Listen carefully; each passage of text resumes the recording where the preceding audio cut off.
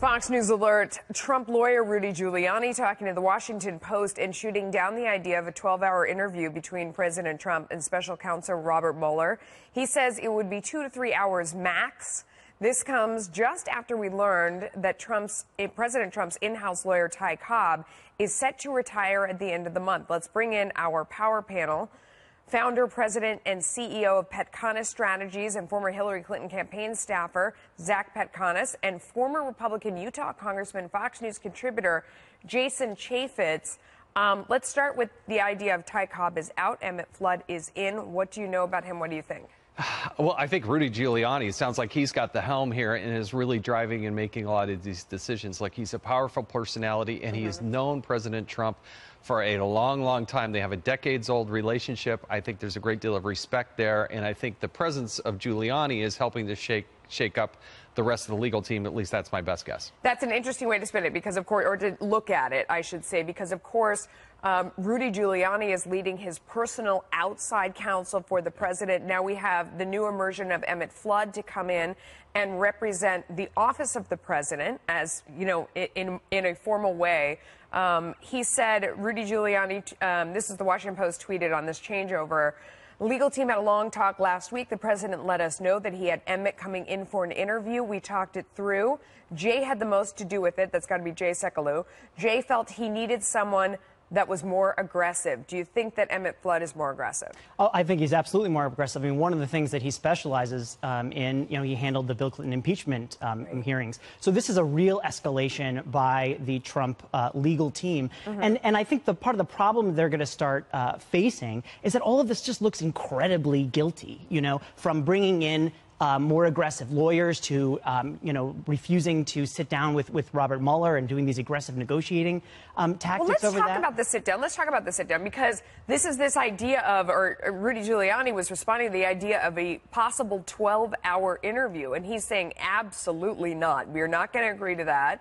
It's got to be a lot narrower. You've got to really narrow down the questions in that laundry list of 50 that we saw yesterday, and it's going to be 2 to 3 hours max. Does he have the power to shape that, do you think? Oh, absolutely. I mean, that laundry list, as you call it, of questions, there are a lot of things that have absolutely nothing to do with the appointment of the special counsel. There are a lot of things that the president clearly has the constitutional authority to execute on, but they've got to narrow the set of questions. And I think when you're the president of the United States, to limit the amount of time is a very reasonable thing to do. I bet you disagree. I do disagree. And I think, look, if you want to act like you have nothing to hide, act like someone like Hillary Clinton, who, for example, sat before the Benghazi committee for 11 hours answering any question that came her way. That's what you do when you have nothing to hide. A grand jury sitting there and the power to put her in jail. If they would treat this the way they treated Hillary Clinton, they gave immunity to the 5 people that were right around her. They wrote the exoneration before they actually sat down with her. Zach. Come on. No, I mean, she had the cakewalk like nothing else before. I mean, this is absurd for a number of reasons. First off, the investigation being run against Trump is by a Trump appointee and someone who was appointed by a Trump appointee. His boss is a Republican. And Jeff they've been Sessions. cooperating. The FBI director is a Republican. His deputy is a Republican. This is an entire investigation that's being run by Republicans, and all of a sudden it's some big Democratic conspiracy. There's not full cooperation. He said Democrat. He said it's just not on par with how Hillary Clinton was treated. It has nothing to do with what the party of the people investigating is. They were treated differently. Well, they weren't treated differently, but when you have nothing to hide, what you do is you don't try to limit and say, we're only going to answer these questions, not these questions over here, but only these questions. Of course you do, that can only get me in trouble. Of course you do. If you have I think all 3 of us would do that. I mean, if you were facing this kind of a probe, you would definitely try to limit. You wouldn't, even if you didn't do anything. I wouldn't. I mean, what would you do? If you have nothing to hide, just answer the questions. Go ahead. Yes. But there has to be probable cause on something that they broke the law on. This is a fishing expedition. Dan Bongino, I think, said it really well. They're just going after Trump, and they're trying to lay out everything they can possibly do. There has to be actual evidence of a law being broken. There is evidence of law being broken. There are What's your best evidence? There are 2 pieces of this. First off is obstruction of justice. It's firing the FBI director who Ron Rosenstein's the one that made that recommendation. No, that's not true. That's not true. In fact, Donald Trump went on TV and said, regardless of the recommendation, he was going to fire him, and he was firing him because of the Russia investigation. Let's address that, because a lot of people say that that's Article 2 of the Constitution. It is within fire his whoever right. he wants. Those are his executive powers, can, and but you not can't with bring criminal him in. intent. And what he did was with criminal intent. How do you know that? Because he said on TV that I fired him because of the Russia investigation. And he said it was regardless of the recommendation by Rosenstein. No way. There's not a single Democrat in the Senate that would vote to confirm Mr. Comey.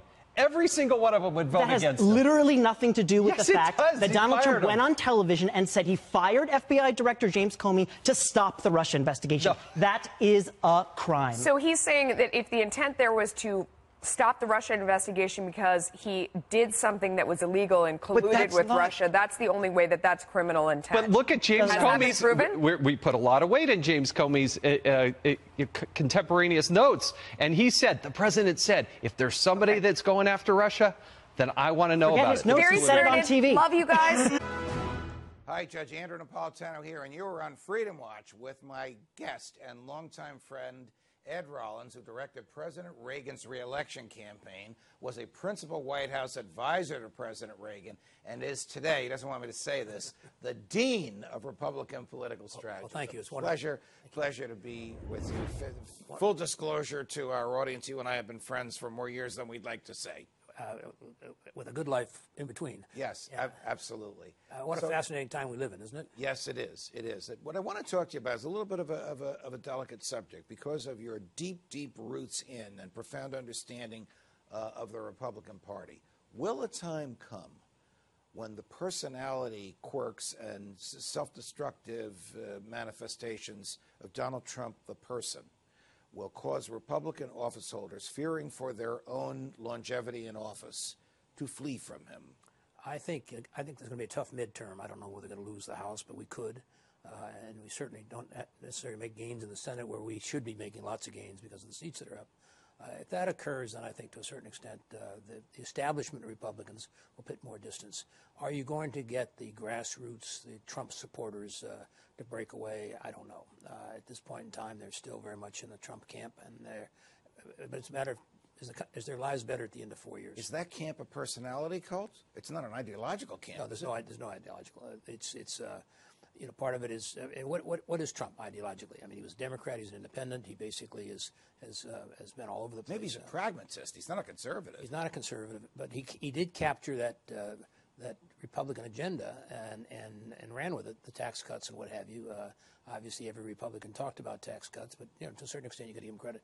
And I think the strong national defense is obviously was never something he advocated before. But those are the only two things we have at this point in time. But if the tariffs cause everything from a can of beer to a kitchen blender to a dishwasher to a car to cost more, could he lose his blue-collar base? And add to that the farmers who can't sell soybeans to China anymore. Well, part of the problem is he can't explain anything.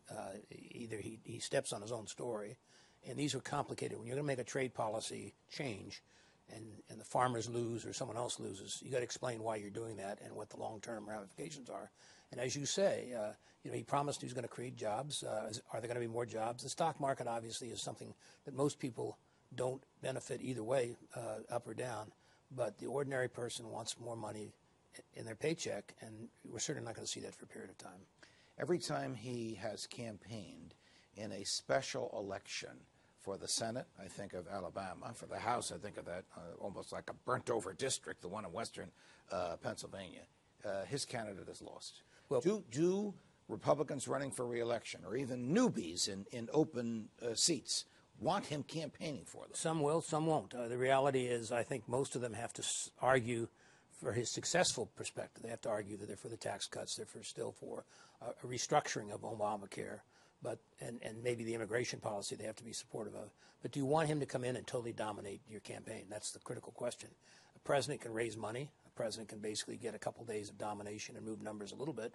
But it always goes right back once Air Force One leaves.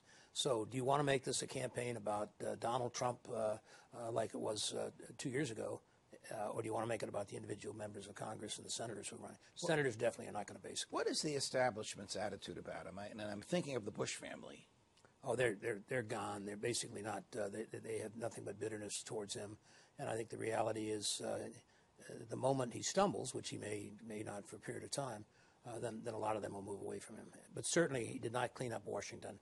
and the Washington establishment is certainly not for him. Is the establishment counting on Bob Mueller to get Donald Trump out of the White House?